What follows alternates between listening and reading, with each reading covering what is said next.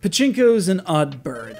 On the one hand, it feels kind of like Robo Rally or Stack Up, where you're effectively programming a direction and letting the game take care of the details on its own.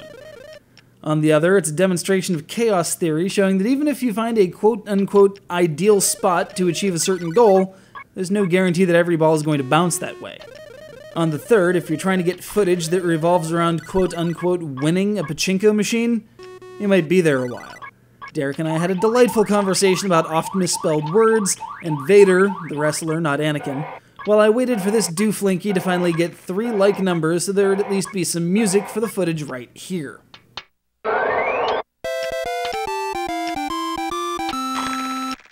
When they say this Parlor is mini, they mean it. There's all of 2 pachinko machines on this cart. 2! Heck, Pachio-kun had a slew of games and an overarching RPG framework. This is just hardcore, boiled-down chaos, folks. Ian Malcolm would be so proud.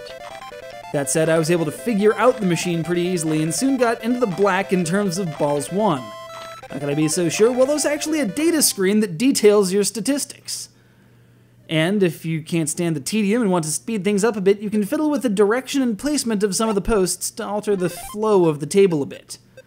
A little fruit to go along with 2 machines. Fruit's passion and these Bert and Ernie wannabes, who get into their own comedic vignettes if you're lucky. Really lucky.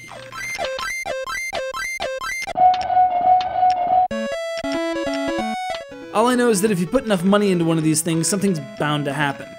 And in this case, it involves a weird screen showing some dude jumping into the ocean. There's like 15 pages of this little interstitial thing too.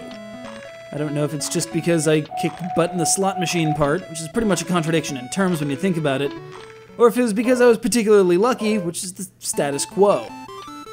Pachinko games do a weird thing to me. They make me marvel at the construction of the game and of the physics of the balls and of the design and flow of any given machine, and then they bore me to tears and I start thinking about that horrible Fist of the North Star movie.